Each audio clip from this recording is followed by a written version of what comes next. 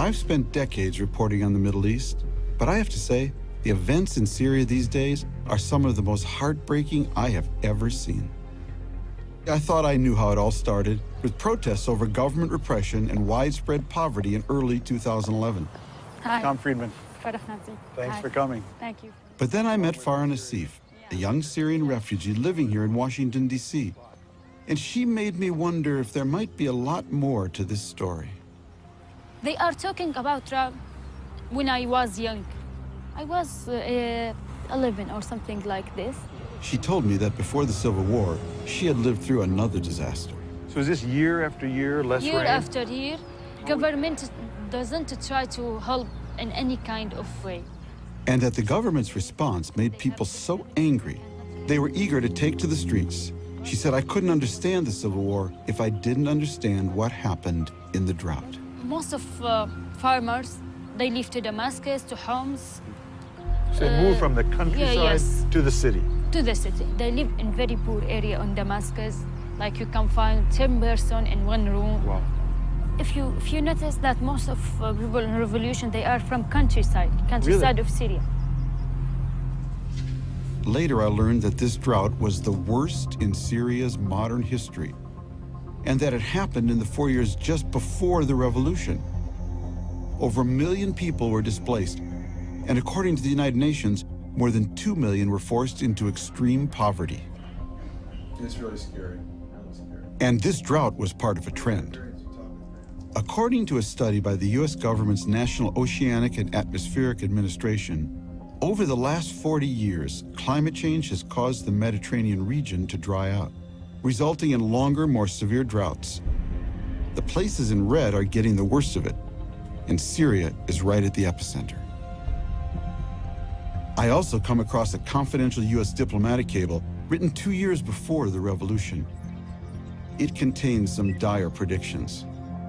A UN official stationed in Syria feared the drought would throw the entire country into chaos. But can there really be a connection between a drought and a civil war?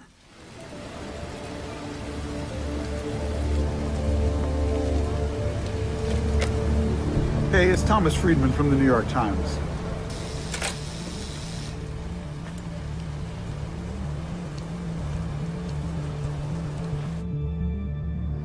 Climate change is now well understood to be a major national security issue and a source of stress on a number of the underlying causes of conflict.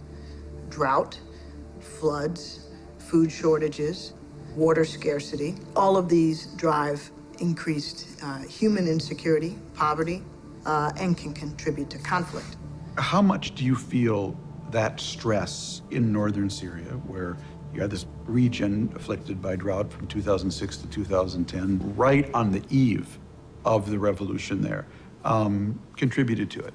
It's very hard to quantify. However, we all know that where there is drought, where there is insecurity, when there is poverty, hunger, poor governance, repressive policies, it may make the tinder in the box more readily ignitable. In other words, if a drought is bad enough, it can help push an already stressed society to the breaking point. Is that what happened in Syria?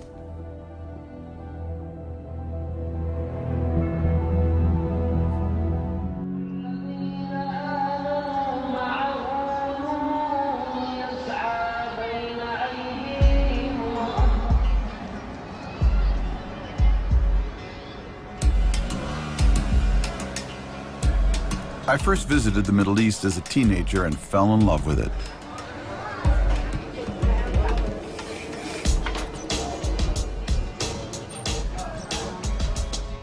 Eventually, I studied Arabic and made this part of the world a focus of my work as a reporter at the New York Times.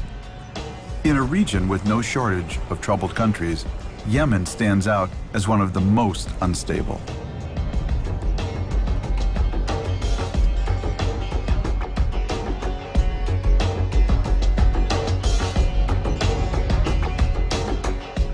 When I arrive, Yemen's president invites me to meet with him.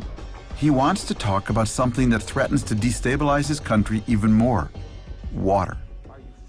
How is the climate changing in Yemen? Is it drier? Does it rain as much? Does it rain harder? الأمطار يعني شحيحة. Rains are rare.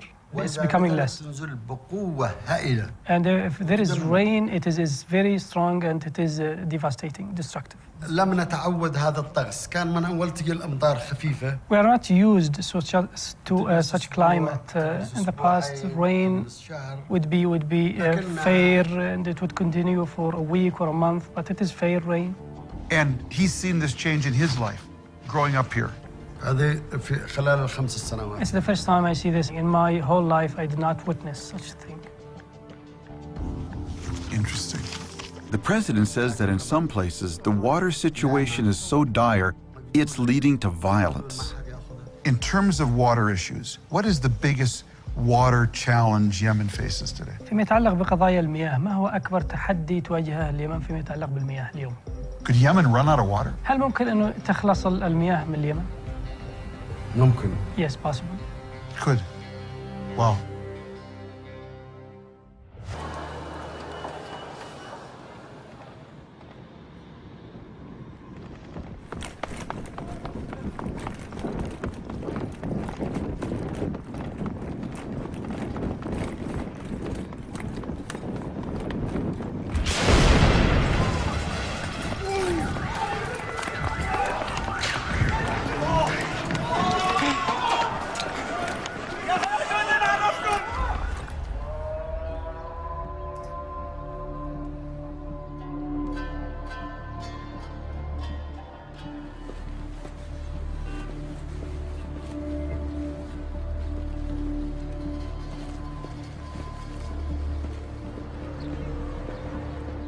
This is all Hasaka province. I'm from Hasaka city. I'm less than an hour's drive from the Syrian border. On the other side, a civil war is raging, the world's deadliest conflict. I'll introduce myself. I work as a medic and safety consultant. I served in the Balkans, Sarajevo, Afghanistan. This will be my 10th trip into Syria. But I'm not here to write about the latest battle. There's a different disaster I'm interested in. One I hope will tell me something about the real roots of this conflict. Khabur River starts from Syrian city of Ras Al Ain, and it ends with Euphrates River. Gotcha. It feeds into the Euphrates. Yeah, that area people, they really suffered from the drought. The rain average started to reduce heavily, and it stopped totally. Then It actually stopped. Yeah. Wow. But I remember how it was, because we used to go to swim there. Huh. Yeah, and then not anymore. 4 years before the civil war started, Syria was hit by a drought that lasted until just before the revolution. A drought so devastating that it altered the lives of millions of Syrians.